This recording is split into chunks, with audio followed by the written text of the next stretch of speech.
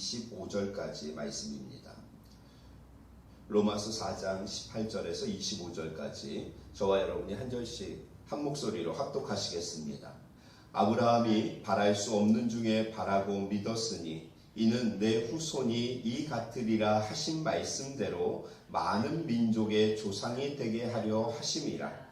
그가 100세나 되어 자기 몸이 죽은 것 같고 사라의 태가 죽은 것 같음을 알고도 믿음이 약하여지지 아니하고 믿음이 없어 하나님의 약속을 의심하지 않고 믿음으로 견고하여져서 하나님께 영광을 돌리며 약속하신 그것을 또한 능히 이루실 줄을 확신하였으니 그러므로 그것이 그에게 의로 여겨졌느니라.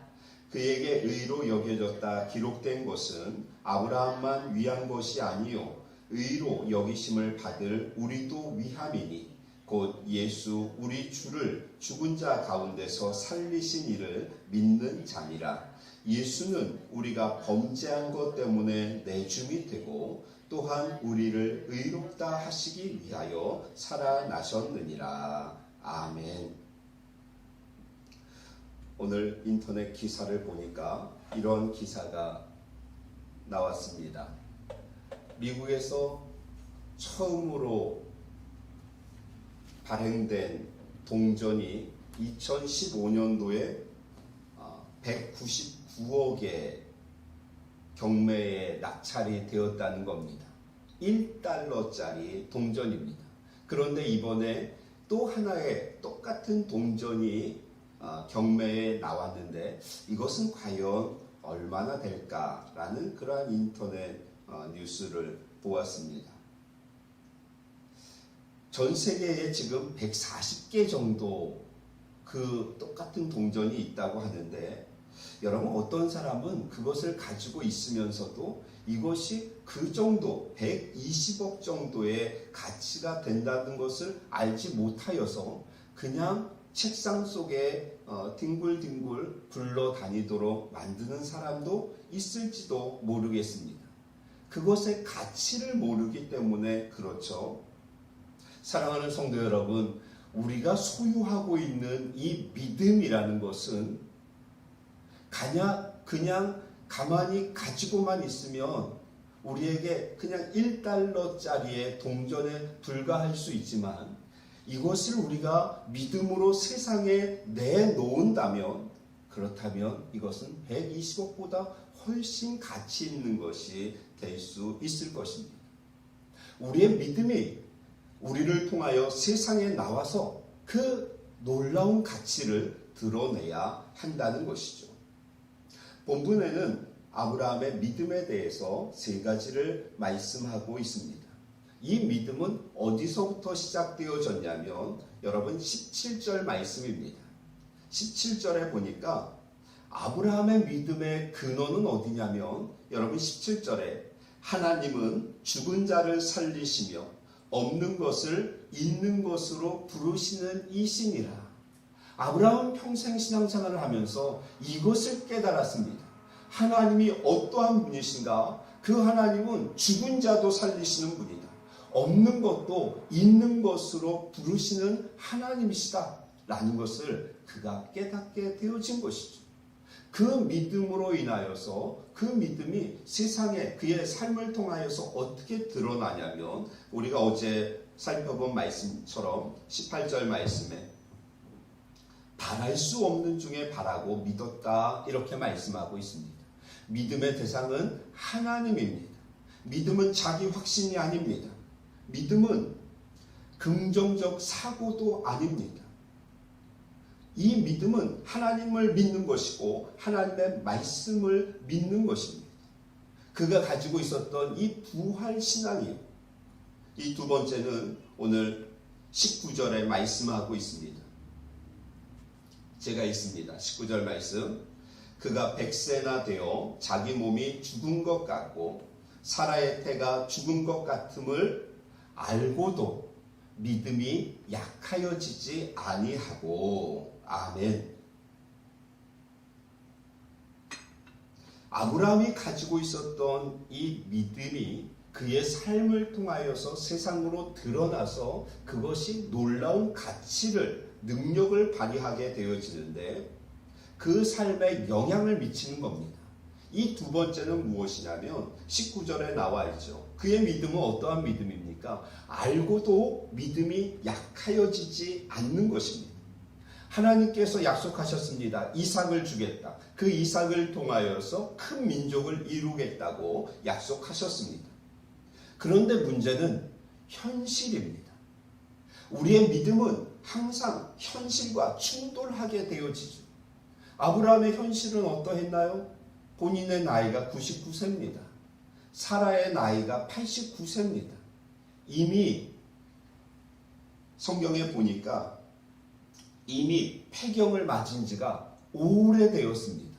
이것이 현실입니다. 아브라함은 이것을 알고 있었습니다. 그런데 그 현실을 알고도 그의 믿음이 약하여지지 않았다라고 말씀하고 있는 것입니다. 왜 그렇습니까? 하나님이 어떠한 분이신가를 그는 알고 있었기 때문에 그렇습니다. 다시 17절로 돌아가서 그 하나님은 죽은 자를 살리시는 하나님이시다. 없는 것을 있는 것으로 부르시는 하나님이시다. 이렇게 말씀하고 있는 것이죠. 그 하나님을 그가 믿었던 것입니다. 사랑하는 성도 여러분, 대부분 우리의 믿음은 사단의 공격에 의해서 약해지기에 앞서서 사단이 우리의 믿음을 공격해서 우리의 신앙을 약하게 하기에 앞서서 우리는 현실의 벽 앞에서 넘어집니다. 미리 넘어집니다. 사단이 우리를 공격할 때 그 공격하는 것보다 우리가 지레 현실 문제 앞에서 우리가 넘어진다는 것이죠. 시도도 해보지 않고 포기하는 것들이 얼마나 많은지 모릅니다. 여러분, 우리가 현실을 따를 것인가 아니면 믿음을 따를 것인가? 우리에게 있는 믿음이라는 것은 과연 현실의 문제 앞에서 어떠한 능력을 발휘할 수 있는가 하는 것, 우리는 점검해 보아야 합니다. 사람이 어떤 문제가 생기면 어떻게 합니까? 본능적으로 계산합니다. 이것은 우리의 생존의 문제입니다. 문제가 딱 생기면 본능적으로 우리는 무엇부터 하느냐면 계산부터 합니다. 수학은 못해도 계산은 참 빠릅니다. 내가 가지고 있었던 경험, 그리고 내가 지금 얼마를 가지고 있는지, 나의 재정 상태, 그리고 그 다음에 효율성들을 따지죠. 이런 것들을 다 따져서 먼저 계산합니다. 그리고 최종 결정은 무엇이 하냐면 내가 가지고 있는 돈이 합니다. 최종적인 결정은 돈으로 하죠. 그러면서 우리는 그 결정을 하고 난 다음에 이렇게 이야기합니다. 합리적인 판단이었다. 우리는 이렇게 이야기하지 않습니까? 현실의 문제 앞에서 믿음이라는 것을 찾아볼 수 없고 현실의 벽 앞에서는 하나님도 소용이 없는 겁니다. 하나님이 교회 안에서만 계신 겁니다. 우리의 삶의 현장 속에서 하나님이 어떠한 능력을 발휘하시는가, 내가 가지고 있는 이 놀라운 믿음이라는 것이 세상 속에서 어떠한 능력을 발휘하는가. 사랑하는 성도 여러분, 먼저 계산하는 습관을 버리고 먼저 기도하는 습관을 가지시는 우리 미래소망교회 성도님들 되시기를 주의 이름으로 축원합니다. 그리스도인이라면, 그리스도의 보혈로 구원받은 하나님의 백성이라고 한다면 어떠한 문제가 생겼을 때 우리의 경험과 우리가 가지고 있는 것과 나의 합리적인 이성이 아니라 먼저 하나님 앞에 기도함으로 그 문제를 접근해 나가는 성도가 되어야 할 것입니다. 믿음 안에서 결정하는 우리 미래소망교회 성도님들 되시기를 주의 이름으로 축원합니다. 현실의 벽 앞에서 좌절하지 않는 우리 성도님들 되시기를 소망합니다. 아브라함 19절 말씀에 보니까 자기 몸이 죽은 것을 알고 사라의 태가 죽은 것 같음을 알고도 이 현실 앞에서 믿음이 약하여지지 아니하였던 죽은 자를 살리시는 하나님, 그 부활의 신앙을 가지고 있었던 그 믿음이 이러한 능력, 이러한 삶의 모습을 드러내게 되어지는 것이죠.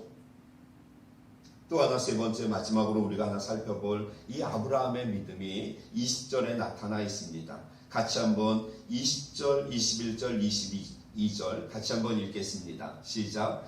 믿음이 없어 하나님의 약속을 의심하지 않고 믿음으로 견고하여져서 하나님께 영광을 돌리며 약속하신 그것을 또한 능히 이루실 줄을 확신하였으니 그러므로 그것이 그에게 의로 여겨졌느니라. 아멘. 그의 믿음은 약속을 의심하지 않고 약속을 확신하였다는 것입니다. 아브라함의 믿음은 어떠한 믿음이었는가? 말씀을 우리가 가만히 묵상해 보면요. 그의 믿음은 약속을 붙잡고 사는 삶이었습니다. 제가 이 로마서를 통하여서 아브라함을 이렇게 묵상하면서요. 우리 후반기에 우리 미래소망교회 온라인으로 성경 공부 강좌를 하나 만들었는데 아브라함이라는 인물에 대한 인물 묵상을 하기를 원합니다. 그래서 남자반, 여자반 온라인으로 이렇게 준비하고 있습니다. 신청을 받습니다. 8주 동안 일주일에 한 번씩 8번 이 아브라함을 우리가 집중적으로 공부하면서 이 아브라함의 생애, 하나님의 부르심부터 하나님 앞에 갈 때까지의 이 믿음의 사람 아브라함, 이 아브라함의 인물을 우리가 함께 살펴보면 좋을 것 같습니다. 우리 성도님들은 함께 기도해 주시고 그리고 온라인으로 우리가 진행하게 되어지는데 신청하셔서 우리가 교제하면서 비록 대면으로는 못하지만 비대면으로 우리가 함께 하나님의 말씀을 배워나갔으면 좋겠습니다. 이 아브라함, 로마서에 나타난 아브라함의 모습을 보면서 참 이의 믿음은 무엇이었냐면 약속을 붙잡고 사는 삶이었다라는 것을 볼 수가 있습니다. 우리 모두는 무엇인가를 붙잡고 삽니다. 사랑하는 성도 여러분, 가만히 생각해 보시기 바랍니다. 나는 무엇을 붙잡고 사는가? 내가 의지하면서 사는 것은 무엇인가? 내가 믿고 있는 것, 내가 의지하는 것. 많은 사람들이 자신이 소유한 것을 붙잡고 살고 있습니다. 여러분 사실 그렇지 않습니까? 내가 가지고 있는 것, 이것을 붙잡고 삽니다. 그래서 그것을 마치 생명처럼 여깁니다. 그리고 모든 결정은 그 안에서 합니다. 그런데 아브라함은 약속을 붙잡고 살았습니다. 하나님을 붙잡고 사는 삶입니다. 의심하지 않았다는 것은 무엇이냐면 흔들리지 않았다는 것을 말씀합니다. 여러분 이번 또 태풍이 이렇게 몰려오고 있는데 우리가 뉴스를 통해서 그 피해를 보면 나무가 뿌리째 뽑힌 것들을 보지 않습니까? 평소에는 그렇게 든든하게 서 있는 것 같던 그 나무가 태풍이 부니까 흔들리고 심지어는 뿌리째 뽑히는 겁니다. 여러분 2020년을 맞이하여서 코로나라는 태풍이 전 세계에 부니까 우리의 믿음이 어떻습니까? 그래도 평상시에는 믿음으로 굳게 서 있는 것 같은데 다른 사람들은 잘 모릅니다. 그런데 나는 알잖아요. 나의 믿음을 내가 진단할 수 있지 않습니까? 나의 믿음이 흔들리지 않는가? 우리는 점검해 보아야 합니다. 현실 앞에서 믿음이 약해지지 않고 흔들리지 않고 더욱 견고해지는 우리 미래소망교회 성도님들 되시기를 주의 이름으로 축원합니다. 하나님의 약속을 붙잡고 살 때 흔들리지 않습니다. 내 자신이 가지고 있는 것이나 내 자신의 능력을 의지하는 것이 아니라 내 자신이 다니고 내가 지금 소속되어 있는 직장을 의지하는 것이 아니라 하나님을 의지하며 살 때, 하나님을 붙잡고 살 때 우리는 흔들리지 않습니다. 왜냐하면 하나님께서 우리의 든든한 반석이시기 때문에 그렇습니다. 사랑하는 성도 여러분, 우리가 가지고 있는 믿음은 우리가 생각하는 것보다 더 능력이 있습니다. 단지 1달러짜리가 아닙니다. 1달러짜리 동전이 아닙니다.